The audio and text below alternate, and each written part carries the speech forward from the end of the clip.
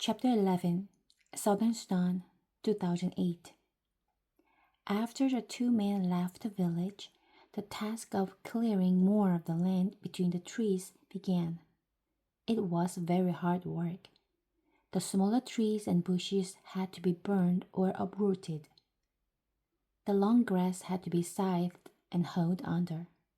It was dangerous work too, as poisonous snakes and scorpions hid in the grass. Nia was still making the 2 daily trips to the pond.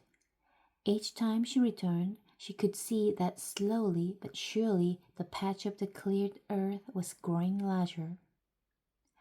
The earth was dry and rock hard.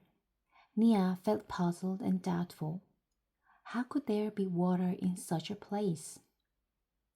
And when she asked Dab that question, he shook his head. She could see the doubt in his eyes too. Southern Sudan and Ethiopia, 1985. They buried Uncle in a hole about 2 feet deep, a hole that had already been made by some kind of animal. Out of respect for him, the group walked no more that day, but took time to mourn the man who had been their leader. Saiba was too numb to think, and when thoughts did come to him, they seemed silly. He was annoyed that they would not be able to eat after all.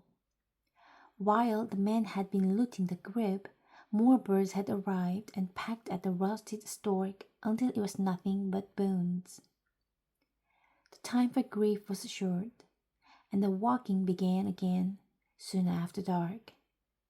Despite the numbness in his heart, Saiba was amazed to find himself walking faster and more boldly than he had before.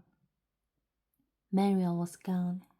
Uncle was gone too, murdered by those Noor men right before Saiba's eyes. Mariel and Uncle were no longer by his side, and they never would be again. But Saiba knew that both of them would have wanted him to survive, to finish the trip, and to reach the Itang refugee camp safely. It was almost as if they had left their strength with him to help him on his journey. He could not think of any other explanation for the way he felt, but there was no doubt, beneath his terrible sadness, he felt stronger. Now that Saiba was without Uncle's care and protection, the group's attitude toward him changed. Once again, they grumbled that he was too young and small, that he might slow them down or start crying again, as he had in the desert. No one shared anything with him, neither food nor company.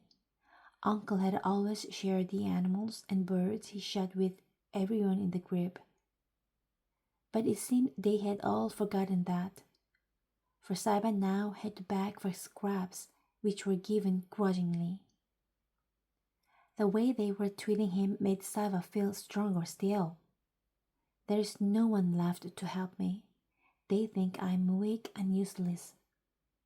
Saiba lifted his head proudly. They are wrong, and I will prove it. Saiba had never been seen so many people in one place at the same time. How could there be many people in this world? More than hundreds, more than thousands, thousands upon thousands. People in lines and masses and clumps. People milling around, standing, sitting, or crouching on the ground, lying down with their legs curled up because there is not enough room to stretch out. The refugee camp at Itang was filled with people of all ages, men, women, girls, small children.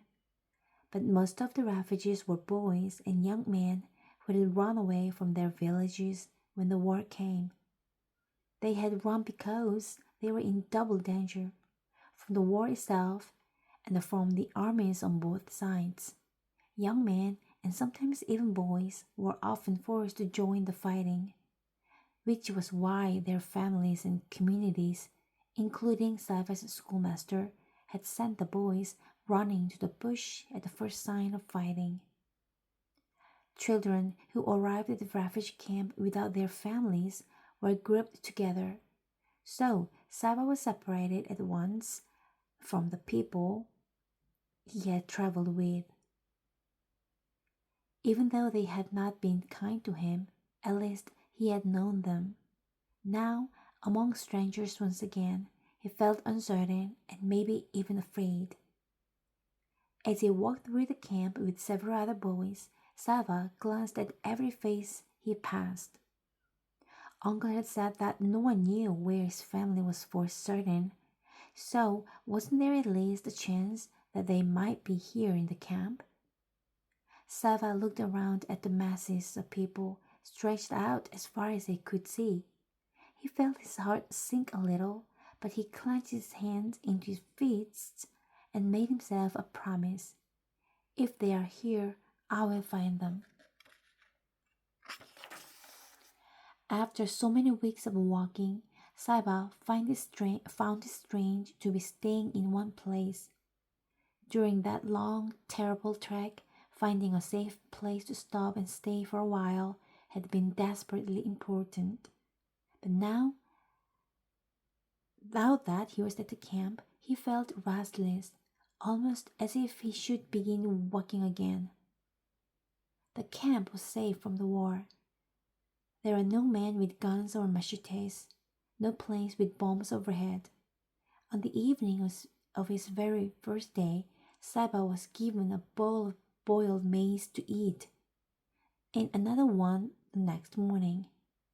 Already things were better here than they had been during the journey.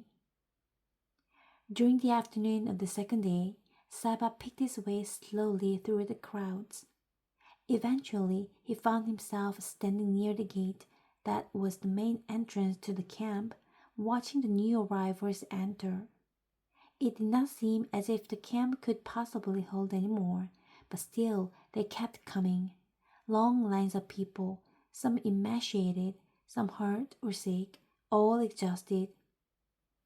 At Sava's scanned faces, a flash of orange caught his eye. Orange! An orange hat scarf. He began pushing and stumbling past people.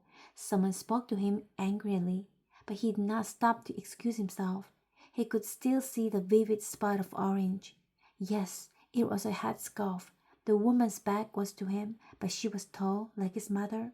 He had to catch up. There were too many people in the way. A half sob broke free from Sava's lips. He mustn't lose track of her.